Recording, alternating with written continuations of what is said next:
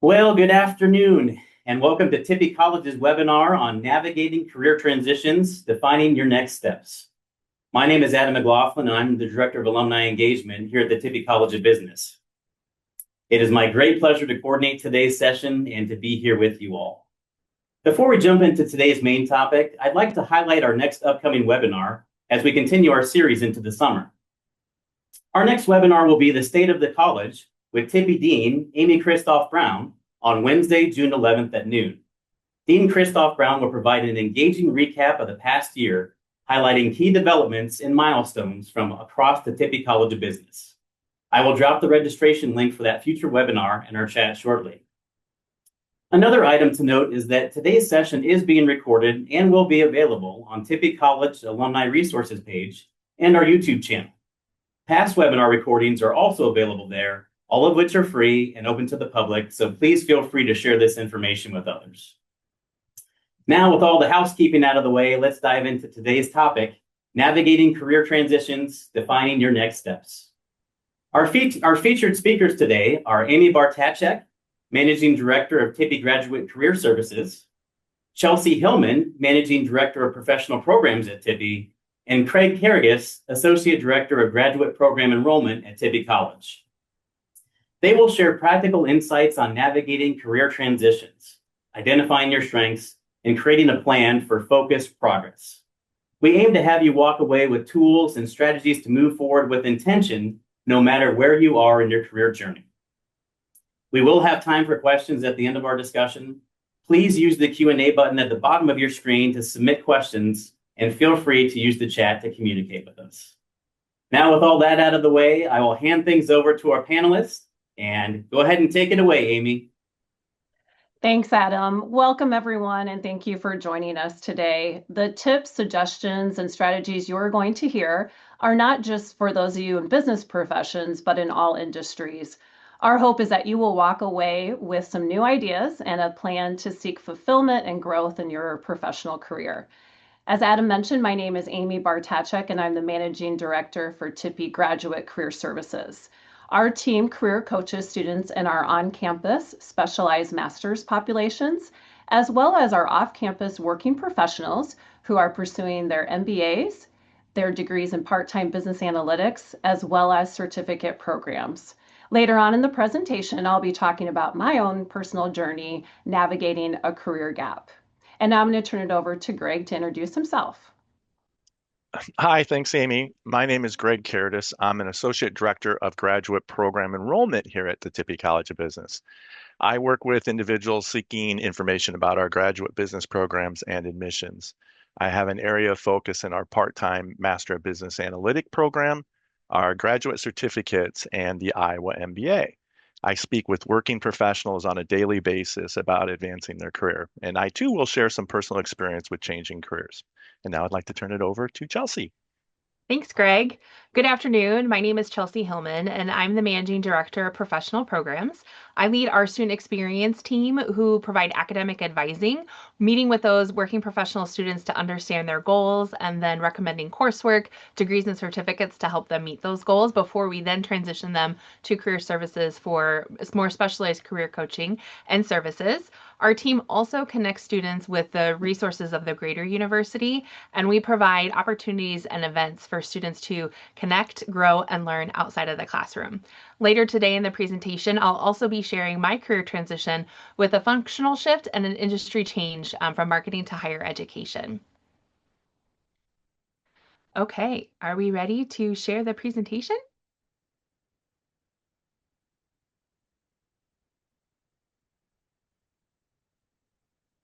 All right, so we wanted to start off today's presentation talking about transition and change. Change is inevitable. The number of career changes a person will experience throughout their lifetime, as estimated by the U.S. Department of Labor, is about 5 to 7 times. We know that people start to question their career. It usually happens every 7 to 10 years. You're likely here today because you find yourself considering a transition, or you may be in the middle of a transition yourself. So transitions are not always negative. It's an opportunity to reassess and realign your career goals with not only what you're looking for in your life, both personal and professional. We know that career paths aren't usually linear. That idea of a traditional career ladder when an individual stays with an employer and their entire career and they progress from position to position, it still exists, but it's not the norm. We're more likely to see career paths that look like a winding road or a zigzag. Individuals are often presented with a crossroads of a dual career path, and we talk to students about this all the time. Do you want to manage people or teams or more people in teams, or do you want to focus on an area of expertise? You can focus on a lateral move to a different department or functional area, or expand your skills within your current position in a horizontal career path. We know that career transitions can be personal or organizational. We also know from Gallup that about 80% of people are feeling disengaged at work, and so that can often lead people to thinking or considering a change. It could be a perceived lack of growth opportunities in their current role. And it could also be changing personal or professional priorities. You may be looking just to do something different. I think with the pandemic, we saw people taking career gaps for a number of reasons, either to take care of a family member or a loved one or to take a sabbatical. And we also see people who are looking to make a transition because they are measuring success differently. And we often see this with people who are nearing the end of their career and are looking for that encore career path. What do I want to spend my time doing in this last leg of my career? We also know that shifting industry trends can impact job stability, which may force people to have do something new based on where their experience lies. So we want you to think about, why are you looking for a transition? And we should avoid making decisions to run away from something, but think about what do you want to move towards instead. So we also want to talk a little bit about when to stay in your job. In making this decision, you don't want to act on impulse. This idea that the grass is greener on the other side, we know that every position has pros and cons. And if you act too quickly, you may be changing one set of problems for another. So we really want to advocate to slow down, take your time, and make decisions with intention. And the process we're about to share with you today can also maybe potentially uncover new opportunities where you are. So we would like to share with you some steps about how to create a plan that will help you step into that. And because we're the College of Business, we want you to have a strategic mindset and we want you to be intentional. So today we'll be diving deeper into self-assessment. Where are you currently? Reflection, where do you want to go? Strategic planning, how do you get there? Upscaling and gaining relevant experience, what do you need to get there? And then also networking. How can you activate your network and the relationships you've built throughout your career to provide feedback, brainstorm, and let you know of opportunities, and just let you know that you're not alone in this process. So career transitions, while exciting, often come with a unique set of challenges. One of those big challenges is imposter syndrome. It's estimated that about 70 to 82% of people experience imposter syndrome or the feeling that you're a fraud despite being highly qualified and successful in your job. It can be that voice that says, am I qualified or do I belong? You're not making a transition because you failed or gave up on your dream, but the goal is to really evolve your career aspirations as you grow as a professional or individual. So what made sense at the start of your career may not fit your career or your life any longer. So once you start talking about imposter syndrome, you find out that you aren't alone, and people who you would think don't experience imposter syndrome at all actually do. So it's natural to feel anxious and stepping into the unknown. So it's important to acknowledge and validate those fears. It can help to divide your career change into smaller, manageable steps, and that can help you to build your confidence. Focusing on transferable skills and past successes will help remind you of your capabilities and potential. And it's common to feel like an imposter, especially early on in the process. So that's why it can be really important to activate that network and talk to trusted family, friends, mentors, and colleagues, not only to feel supported, but they're the ones who know you well and can help you counteract that voice that is giving you that doubt. So next, I'm going to turn it over to Greg, who is going to start the process of self-assessment. Thank you, Chelsea. I want to start off by talking about self-assessment. Self-assessment is a key strategy to identifying what you enjoy and what you value. Think about tasks and activities that you naturally gravitate towards. Is it writing, problem solving, designing, leading, coaching? Are you driven by achievement, recognition, impact, autonomy, or learning? What industries or subjects do you find interesting? For example, healthcare, education, finance, manufacturing, professional services like consulting. Some industries focus on knowledge-based service and intellectual activities, while others require organizational and top-level decision-making skills such as nonprofits, executive management, policy, and planning. Considering where you thrive, is that in a collaborative or independent environment? Is it remote, hybrid, or on-site? Is it structured or flexible workdays? Identifying values that matter most to you: stability, innovation, helping others, high compensation, work-life balance, growth opportunities, and which of these values are non-negotiable to you?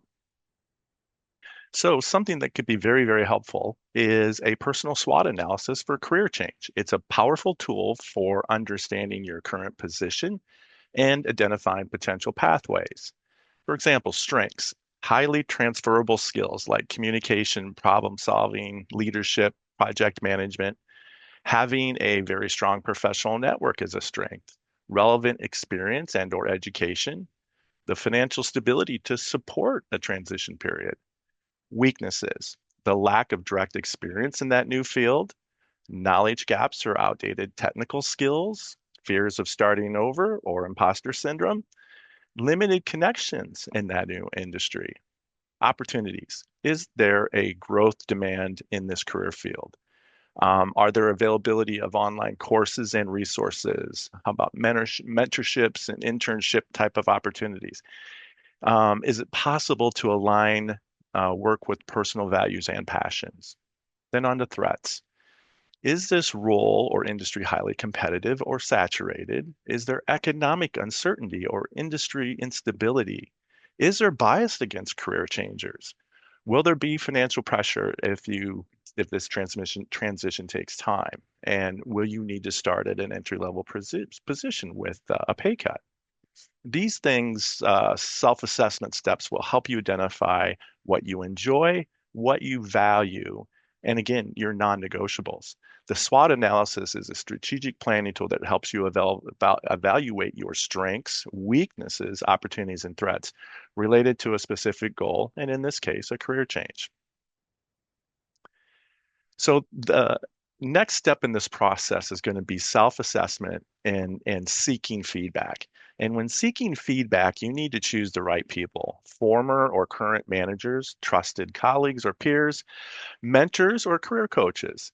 And you need to ask specific questions. Instead of vague requests, use focus prompts like, which of my skills do you think are most transferable?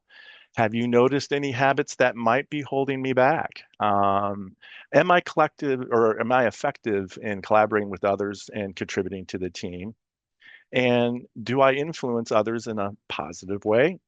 And one piece of advice that you'd give me as I think about my next career move. And so you can do that in multiple formats, from one-on-one conversations over the phone to coffee chat, meeting for lunch, email surveys like Google Forms, LinkedIn, as well as 360 feedback type tools. Try to be open and non-defensive. Take this feedback as data, not judgment. You can ask clarifying questions if needed, but not defensive, just clarifying. This exercise will help you identify common themes or repeated patterns. Again, gain insight into your strengths, weaknesses, blind spots, potential for career growth. You can also use this feedback to guide and adjust your SWOT analysis, and maybe seek out training or courses or a mentorship in those areas for development. There are several assessment tools out there that can help individuals understand their strengths, personality, preferences, and work styles. Each has a little bit of a different focus. Some are more talent-based, like StrengthsFinder, while others center around personality, motivation, behavior. You may have done a similar assessment in the past, and depending on how long ago, you may want to revisit doing them again. Things change, and maybe you've changed. For example, a career leader uses data to help you make better career choices and decisions based on years of scientific research and career development experience. These tools can provide expert assessment of one's unique patterns of business relevant interests, skills, and motivation, matching individuals to specific business related careers when compared to a database of hundreds of thousands of business professionals. They help the user understand what organizational cultures will be the best fit for them. These tools can be used to validate or invalidate assumptions about what is an ideal career. The data can help you develop a path or help you get unstuck from a career that's underway but not satisfying. Insights from this data will help you learn to leverage your strengths. With this insight, you'll find yourself working better with others now as well as in future roles. Tippie Graduate Services offers the Harvard Career Leader. If you're interested, our contact information will be at the end of the presentation and in a resource document that will be sent to you after the presentation.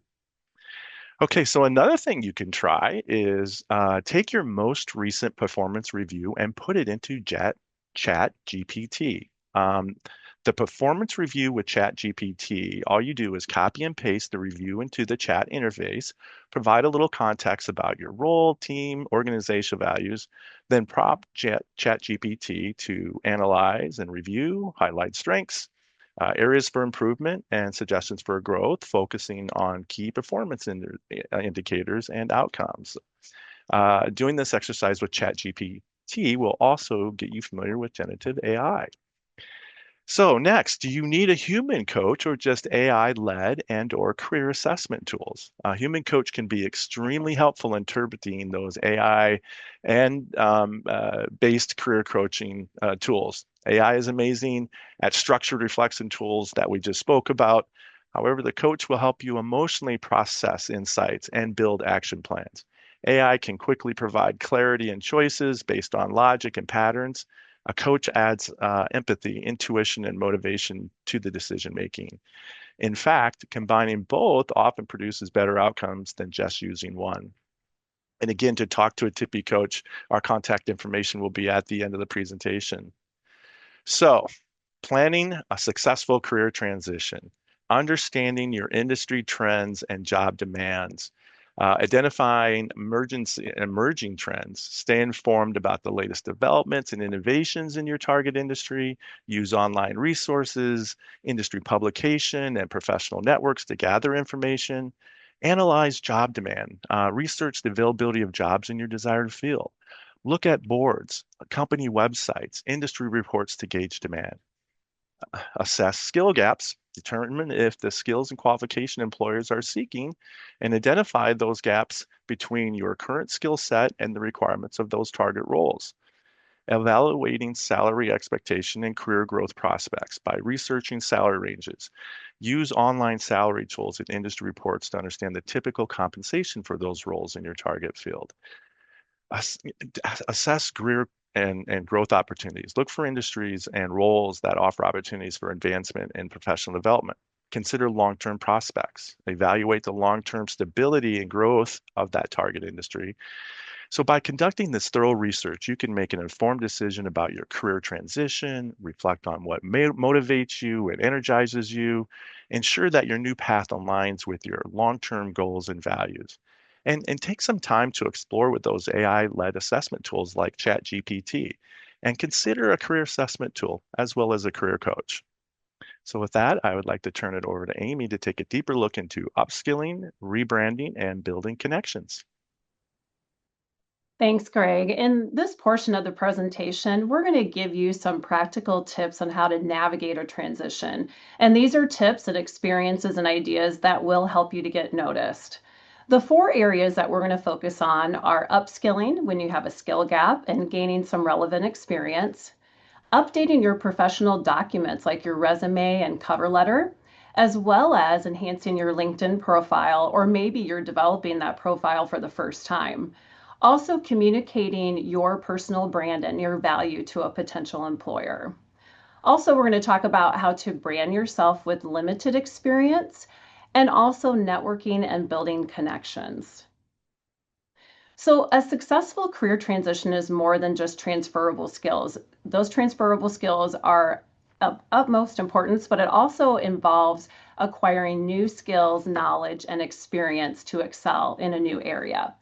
So as Greg talked about, after you do that self-assessment and some research and reflection, you'll want to also do research on identifying skill gaps in your desired industry, and then pinpoint those specific skills and the qualifications that are required. You can do a simple web search, and as Greg mentioned, using ChatGPT to enter in questions about different industries and careers.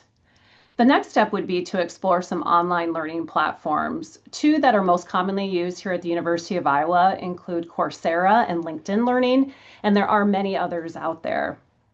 You'll also want to also consider some professional training programs. So these are specialized training programs or boot camps with hands-on experience and industry recognized certifications. For example, there are coding and cybersecurity boot camps. There's a lot in the technical areas. A really unique but yet common recently transition that we're seeing too are individuals in education who are wanting to transition to human resources. Organizations like SHRM have some of those training programs available to you. And then also make sure to prioritize those relevant certifications. Focus on ones that are highly valued by employers through with your target industry and through the research that you have completed. So in terms of gaining more relevant experience, we encourage you to volunteer in your target field. This provides a way to gain that valuable experience, but also to network with professionals in your desired industry. For example, if you're interested in healthcare, volunteer at a hospital or a clinic. If you completed an undergrad degree, you probably heard us talk a lot about informational interviews. And this is not only for early career professionals, but also for even mid-level career professionals. It helps you to learn about different careers, about the individuals and their experiences you're talking to, and just overall experiences within the industry. You could also develop some side projects that align with your career goals, and this allows you to apply your skills, maybe build a portfolio, and then demonstrate your passion for different areas. And speaking of a portfolio, this is a way to showcase your skills and experience, whether it's through a website, coding samples, or a portfolio that focuses on marketing and design work, depending on what industry you're interested in. And a successful career transition also requires more than just those transferable skills, again, all important, and also acquiring new skills, but it's also about being able to effectively communicate your value to potential employers. So this involves strategically updating your professional documents like your resume and cover letter, but also building a strong personal brand. And before we dive into these bullet points, I just want to stress that it's always a great idea to get another set of eyes on your resume. Many of us can go a long period of time without updating our resumes. I try to do that personally about every 6 months, but we let it get away from us often. So have your resume reviewed by a trusted professional. As Greg mentioned, there'll be information on how to connect with a career coach. And if you are a current master's student, our team would be happy to help you, as well as if you're a Tippie alumni. So in regards to focusing on achievements, instead of just simply listing your job duties, emphasize your accomplishments and quantify impact as much as possible. And what I mean by that is focus on outcomes and results. Did you generate a certain amount of revenue for a position you were in? Did you save your organization money? How many people did you supervise? So quantify as much as possible. Also, to showcase your abilities and skills, start your bullet points with strong past tense action verbs and always highlight those transferable skills. Particularly emphasize skills relevant to your target industry and use keywords that align for the job descriptions and the applications that you're submitting. The next bullet point is something that takes a lot of time and often scares a lot of people, but it's really, really important to customize your resume and cover letter for every application that you are applying for. In the next slide, we're going to give you a resource to help you to do that. And finally, if you are someone who has limited direct experience in a new field that you're considering, consider using a functional resume format to highlight your transferable skills. And as I mentioned on this slide, we have some great resources that our Tippie team has completed recently that are available to you at that website, as well as this will be in the resource document. There is a functional resume webinar that walks you through exactly how to develop that type of resume, as well as using AI and ChatGPT in your job search. It focuses on not only preparing your professional documents, but then also how to prepare for an interview using ChatGPT. And if you are a current Tippie student or an alumni, we also have a resource called JobScan. Now, this focuses on applicant tracking systems, also known as ATS, and it will help you to customize your resume, cover letter, and LinkedIn profile specifically to the job that you are applying for. And if you're interested in getting more information or access to that, again, our team can help you. Next, we're going to focus on enhancing your personal brand, and it's going to be primarily in terms of LinkedIn. And the reason why we're focusing on LinkedIn is that roughly 90% of all recruiters use LinkedIn to research or to source candidates. They may be looking at your profile if they're considering you for a position. So we invite you to connect with all of us today on LinkedIn and others in the Tippie network. We'd love just to continue to build connections with you, but also you can see some examples of different profiles. One of the key things to start your profile is to have a compelling headline or summary statement using keywords that align with your career goals, but also your skills and your unique value proposition. Look at it like an elevator pitch. This is a chance for you, if you were standing face to face with someone for 30 to 60 seconds, to tell them who you are, what skills you have, and what you could offer an organization. Also on your LinkedIn profiles, showcase those skills, certifications, maybe certificate programs, and also endorsements. List the relevant skills, but also if you have a trusted colleague, manager, leader that knows you and can speak to your skills, ask them to endorse you on LinkedIn. That does show on your profile and is visible to others. It's really important too to be active on LinkedIn. Share relevant content, share different articles or industry news, engage in discussions and comment on those discussions too, to demonstrate your passion for a certain area or topic, but also your expertise and knowledge. And then actively network on LinkedIn as well. Leverage your existing network, but also maybe ask those people within your network to introduce you to others. That might be ways in which you can gain new opportunities and introductions to hiring managers. So how do you brand yourself with limited or little to no experience? There is a concept that we're very familiar with here at the University of Iowa, and I think in the state of Iowa in general, called Iowa Nice. And what that means is that typically those of us from Iowa, but Midwesterners in general, we're often taught not to talk too much about ourselves because it's considered bragging and we want to be very humble. But I'm going to give you permission to say it's okay to highlight your skills and success through the job search process and branding yourself, and to help market yourself. Through your verbal communications, but also your professional documents, you want to showcase your passion and enthusiasm. Demonstrate your interest in different areas and your eagerness to learn.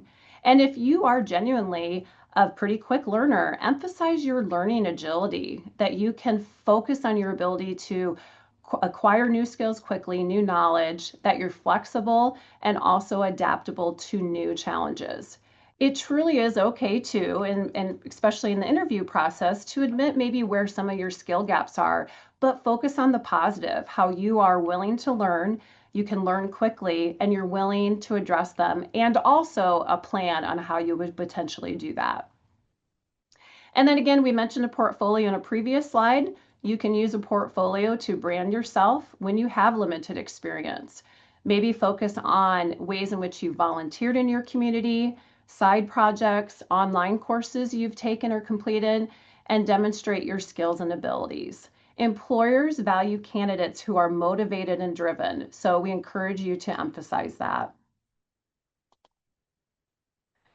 All right, so in terms of continuing to build those connections, how do we do that? By leveraging LinkedIn and then also professional networks. Utilize that existing network. Reach out to former colleagues, friends, family members who may have connections in a desired field. And also, don't be afraid to connect with industry professionals via LinkedIn. We encourage you to engage in a variety of LinkedIn groups. There are many that are industry specific, alumni based with whatever institution you've attended. And also in graduate and professional programs, we have a graduate LinkedIn page that we would love to have you connect with us on. And there is the Tippie College of Business LinkedIn page as well. All of that is super important, but we cannot dismiss the importance of face-to-face connections and building those relationships. So there are ways that you can network at local media meetups and professional associations, two of which we'll highlight here in just a little bit. And as Greg mentioned, engage in coffee chats, sit down, get to know different people, hear about their experiences, do those informational interviews. And if you're someone that has a mentor, I would encourage you to reach out to them and ask them if they will support you within your transition process. And if you don't have a mentor, there are steps you can take to help build those relationships, or simply ask someone already in your network, again, if they would provide that support and guidance for you through this process. Now, I mentioned there are two organizations that we're going to highlight today. These are two that are in the Iowa City corridor area, but there are many organizations like these within your cities and states. The first one that we're going to highlight is the Greater Iowa City, Inc. They have a variety of programs focusing on networking and leadership building skills. And there's 3 leadership programs I want to highlight today. The Community Leadership Program, this ironically, the application's open today. So it's something that you can look at that is very timely. And also the Board Leadership Program. If you are maybe a little more in that mid to seasoned career, maybe you're interested in being a part of different boards throughout your community. This is a way in which that can help prepare you for those experiences. And then there's also the Executive Leadership Program. We love this program. We're a little biased because it does include Tippie faculty who will help you to assess who you are as a leader, ways in which you can grow, how you can deal with conflict, deal with teams, and it's a way to also, of course, build connections. Now, if you're closer to the Cedar Rapids area, there is the Cedar Rapids Metro Economic Alliance, similar to the Greater Iowa City, Inc., in that they plan a variety of networking events. There's also speed networking, business support programs if you're more focused on the entrepreneurial side. And then you could also become a business ambassador. These are ambassadors that welcome new businesses to the community. So you're there building those connections and offering some support and guidance to those companies and individuals. And similar to that executive leadership program, there is also the Leadership 5 Seasons adult class. This is a great way to learn about the corridor, learn about different industries, learn from not only colleagues, but also other professionals, and just really build yourself as a leader. There are some deadlines listed there, but we encourage you to look at these organizations, become a member, and get to know more about their programs. So the final slide for this portion today is focusing on how do you navigate a career gap and then re-entering. All of these tips today are useful within this, but this is a question that was submitted by many of you as you signed up for this webinar. Specifically, how to address a career gap on your resume or in an interview. Now, I will say you do not need to list in big, bold, flashing lights that you had a career gap on your resume. That will be done organically through just simply listing your experiences and also the dates in which that you were in those experiences. So it may or may not come up in an interview process, but we do encourage you to potentially expect it could be addressed or asked, prepare for it, but also don't amplify it. And what we mean by that is that if you seem nervous about it or apprehensive, it could draw more attention to it. So that's why it's always important to prepare for it and have conviction in what you're going to say. So through your professional documents, as well as once you get to that interview process, as we've mentioned previously, focus on transferable skills. And through talking about our journeys, we're going to give you some practical tips here in a little bit on how to do that. It's always important to think about it from a future employer perspective. What do you have that is valuable to them? What can you offer their team and their organization? Think about how you can position yourself and how you can really communicate your personal brand and that this is the type of person you're going to get. When navigating these gaps, again, they can be really nerve-wracking, and I'll give you some personal examples from that, but transparency and honesty is always important. Don't focus on the negative, but focus on what you did learn and what you gained from that career gap. So preparing for it allows you to have an explanation, to be confident in that, and give some context if that does arise within those conversations.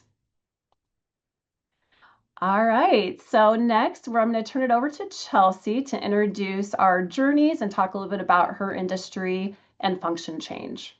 Thanks, Amy. So to end our presentation, we wanted to share personal stories of our career transitions that we've experienced as examples and to reinforce some of today's content. So prior to my first role in higher education, I had spent more than 10 years of my career working in marketing, communications, social media, public relations, and events. I'd worked in a variety of industry and small business, mid-sized companies, and large corporations. When thinking about my transition, I was looking for career growth opportunities that would allow me to lean into my leadership and management skills, and also was looking to strategically solve problems from an organizational or program level beyond what was available to me in the traditional marketing role. At the early stages of this process, I reached out to my trusted network to get insight, feedback, and brainstorm, and that process opened me up to considering something different. I'd reached out to my network again to find out what opportunities were available, and I came across this position to move into higher education. I had the benefit of being a student from the institution, and so I knew some people, and so I could see where my skills would translate, but really met with them to find out what were they looking for in the role and to see did that make sense to them. When interviewing for the higher ed position, I made sure in my interview process to acknowledge that I didn't have higher education experience, but I had done my research. I'd looked at the teammates I'd be working with, and I knew that they had a lot of experience. So they could teach me what I needed to know and get me up to speed. So then I focused on the strengths and the skills and the experiences that I could bring to the team. This approach allowed me to overcome kind of what may have been seen as that gap, as Amy had mentioned earlier on in the presentation. I cannot overstate how important it is to build relationships, stay connected to your network, and reach out when you're looking for that input, brainstorming, and feedback. Every career transition I've made has been fundamentally influenced and supported by my network, and I would not be where I am today without the support, pep talks, and advocacy of the relationships I've built throughout my career. Amy, I'll turn it over to you.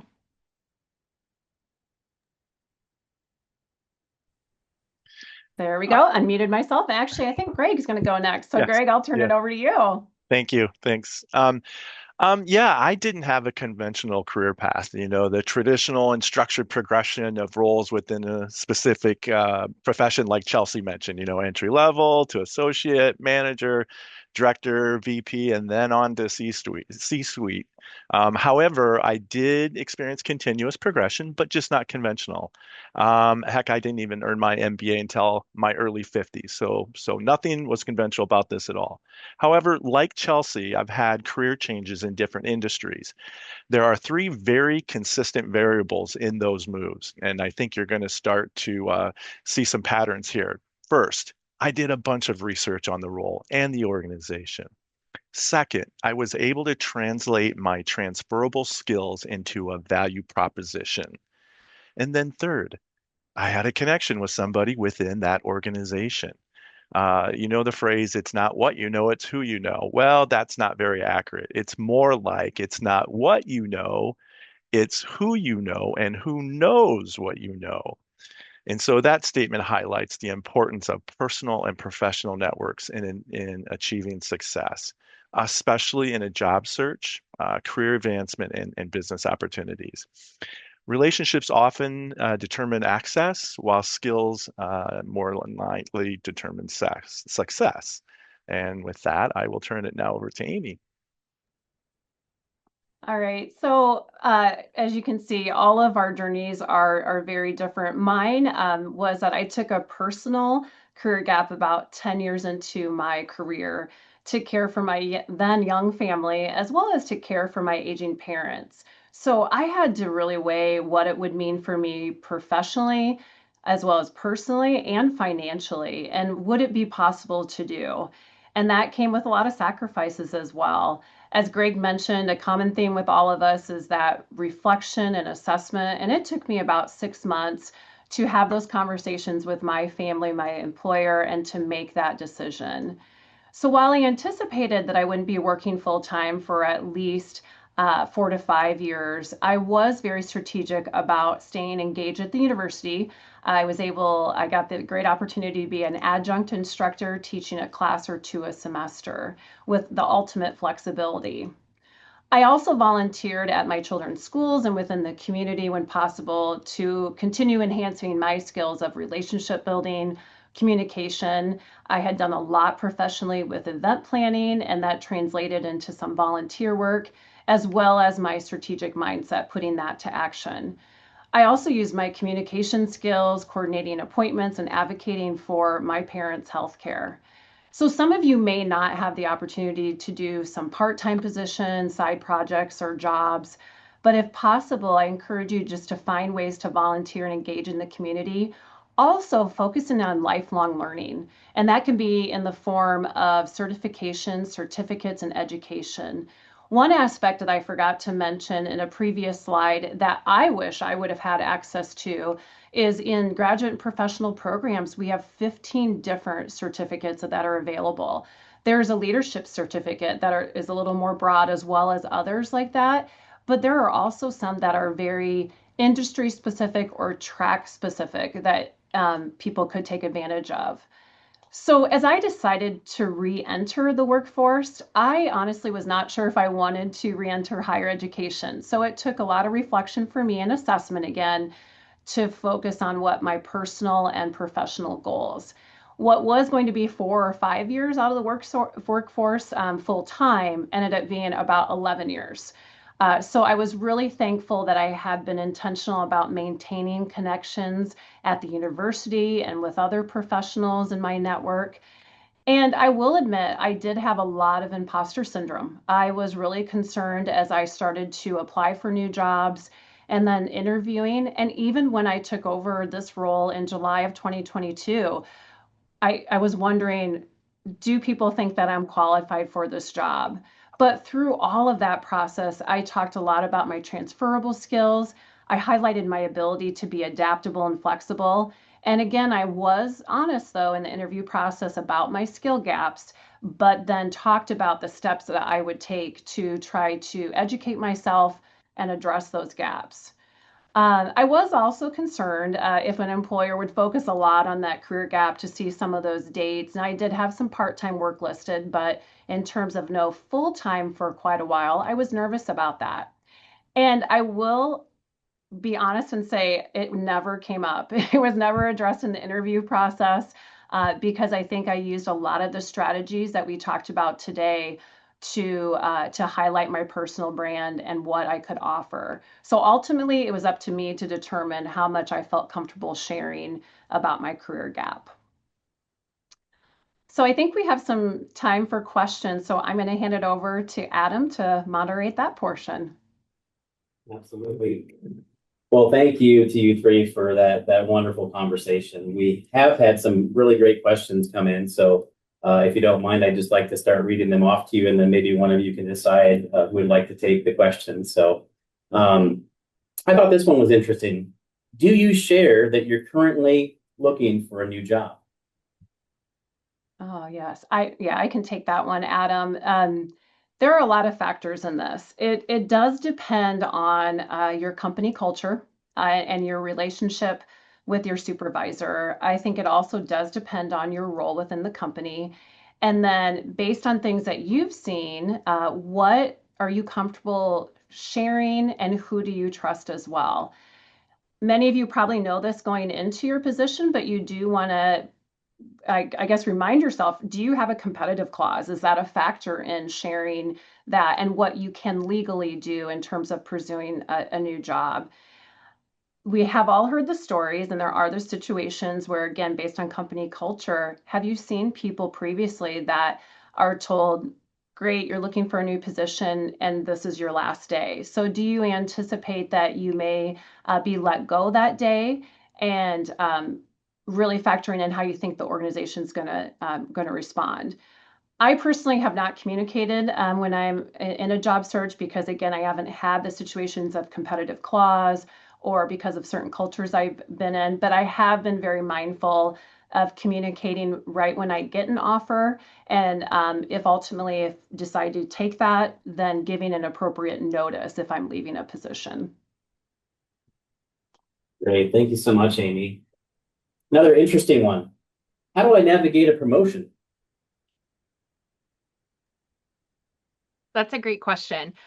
So you essentially go through the same process, but you have the advantage of knowing the role, and you have an expert, your manager, to help you identify the gap areas to focus on. So you can understand what's the expectations of your new promotion. And if you haven't had these conversations already, work together to create a development plan to support you and assist within that transition. Anything else to add, Amy and Greg? Awesome. Well, thank you, Chelsea. How do I know when it's time for a career transition? I can grab that one. Generally, it's not one thing. It's usually a combination of factors, like is your industry changing or declining? Is your field becoming obsolete? Things like, does your company values no longer align with your personal beliefs or ethics? That can be a problem. Do you feel stuck, right? Is there no growth or development opportunities? And of course, that feeling of burnout or lack of engagement, is that job draining you mentally, emotionally, and physically?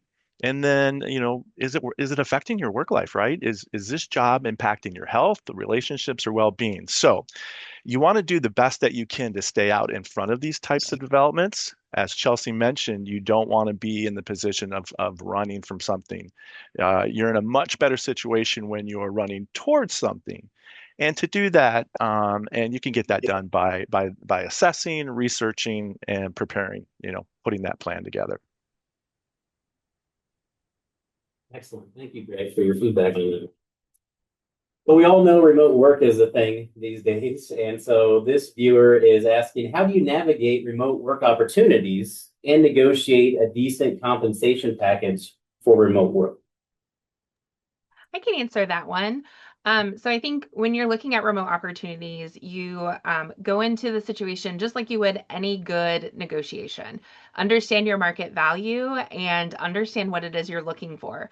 I think each company who has remote employees has different packages or benefits available. And so asking questions in the interview process to understand how they approach remote work is really important. I think you also have the opportunity to leverage there is where you live and where the company exists. And so being able to kind of use both of those markets to bring the salary into negotiation so you make sure that you are really representing your value, I think can really give you that benefit. I think it's also really important to understand not just, do they provide, all of my office furniture or my supplies and things like that, but also understanding how do they work remotely, because I think that also impacts what you want to know when you're in that position. So thank you so much for that.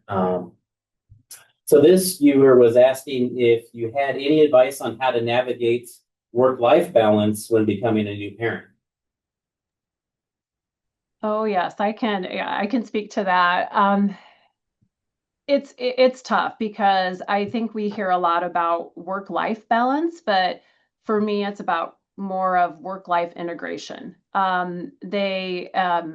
It's hard to separate that, and I've been very blessed with employers that have supported me in that journey and have supported that integration. So it really is a good time to look at, again, the self-reflection, or excuse me, the self-assessment and reflection piece. to gain a better understanding of what you're looking for in both your work and family life and what you're experiencing with this transition. Does something need to shift maybe on the work side? Maybe there's opportunities for a flexible schedule to help with that. Do you need to consider support on the family and personal side? So I think as new parents, especially going back full time or even part time, it's very emotional. We can tend to be very hard on ourselves, and it's giving yourself a lot of grace to know that it takes time to figure that all out. Thank you so much, Amy. Um, a lot of great questions coming in here. So we all know that layoffs and corporations at times are reducing their workforce. Do you all have any tips or tricks on maybe how to position yourself when something like that happens?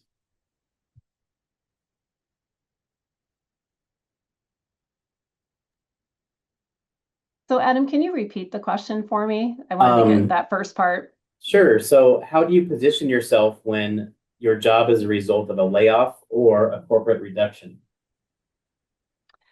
Well, I mean, it's really, I think a lot of the tips that we've highlighted today are going to be important. Sometimes those gaps can be very short, and other times they can be long, depending on what industry you're in, what the market looks like. So I would say lean on a lot of the things that we have talked about. Look at what you can update in terms of your professional documents, personal brand, leveraging your network.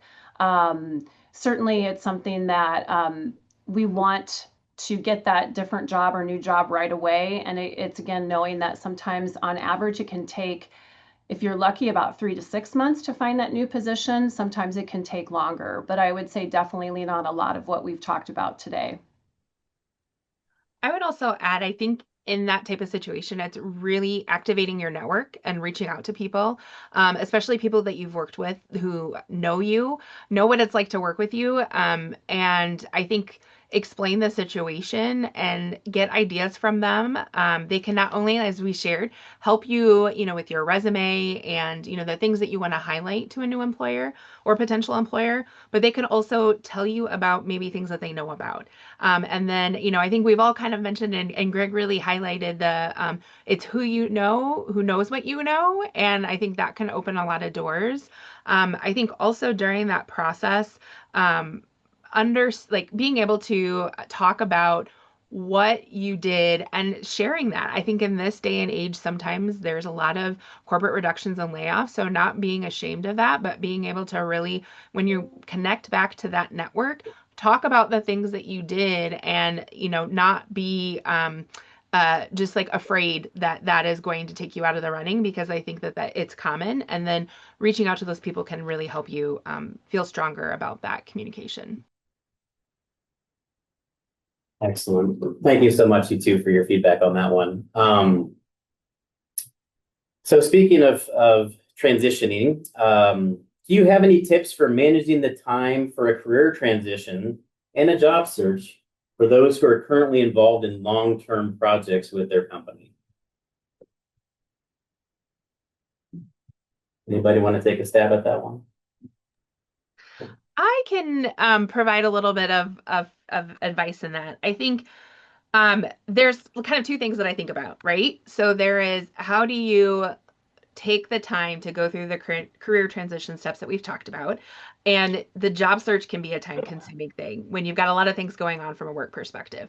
And I think that's a balance. I mean, being able to break things into smaller pieces, and, going through some of these steps, but also knowing that you're not going to probably have the time to do it all at once, can be important. I think the other side of it is, if you do get offered a position and you're in a long-term project, what does that look like? And I think in that process, it's trying to decide what is an appropriate, notice to give your employer. And maybe even you don't want to burn bridges, right? So could you come up with some ideas and some solutions of who will replace you, or how you removing yourself from that project that the organization can take? I think that maybe I'm reading into, like, I think about both of those areas when hearing that question. So I don't know if you guys have other things to add, but that would be some advice I'd give. Great, thank you. This is an interesting question. What strategies do you use to identify if you're walking into a toxic work environment when this is the reason you're making the shift? Any tips there on how to identify that when you're trying to leave that situation? I mean, I could jump on that a little bit. Yes, you're leaving the situation. For the most part, I think you're going to recognize some of those cues, right? The stuff that automatically, sets a red flag in your mind. And like Chelsea and Amy mentioned before, give yourself, give yourself some grace. And this may not be the right fit for you. And trust your instincts. And so if you're starting to get that feeling, this might not be the place for you. That's very Yeah, Go ahead. and I can speak a little personally to that. Many years ago of transitioning to a different organization and a different position, and as Greg said, finding out early on that that was not the case, and essentially not knowing that I was being brought in to fire everyone on the team and then to restructure. That was never communicated. So felt that at the time like a worst case scenario, but it was being honest about my feelings with my supervisor, being very supportive, trying to work through ways in which that we could deal with that. And just also some feedback too about how expectations were communicated. So advocating for myself as well while doing that professionally and protecting both not only myself personally, but also professionally with that. I Thank think you. also Go I ahead, have just one Chelsea. more thing to add. I think going through that process of identifying what did you like and what did you not like in your current situation and what do you want in your future role, you are interviewing your future employer just as much as they're interviewing you. So once you have a sense of like what was it, then you can ask questions. And so, I think some culture questions, you can, get a lot of ideas about what is it that really impacted you in that toxic environment. But it could be, how does your team address when mistakes happen? Or, you can ask those types of questions and see what they say. And I think, you can kind of catch a vibe when it's like, this is how we think we answer versus like, see what examples they have and then understand, like, does that fit with your ideal working environment and your ideal team environment? So I think through that reflection phase, you may have some questions that are more important to you from a cultural standpoint because of what you are, hoping to get in your next position. Right? Those non-negotiables. Excellent. Well, I wish we could keep this conversation going. A lot of great feedback there, a lot of wonderful questions. I want to thank our viewers, obviously, for submitting a lot of really wonderful and poignant questions there. Amy, can you flip to the next slide really fast for me? To our viewers, I just wanted to make sure you saw this is different ways you can go ahead and contact these panelists. Lastly, I do want to extend, obviously, a big thank you to Amy, Chelsea, and Greg for today's excellent discussion. It was really wonderful, and obviously, we all deeply appreciate your insights. Just a reminder to our viewers, this webinar has been recorded, and it will be available on the Tippie College Alumni Resources page and on our YouTube channel. Right after this webinar ends, a brief survey will appear in the bottom of your browser. We would greatly appreciate it if you take a moment to share your feedback to help us enhance our future programs. On behalf of the Tippie College of Business at the University of Iowa, I want to thank you all for joining us today. And as always, go Hawks.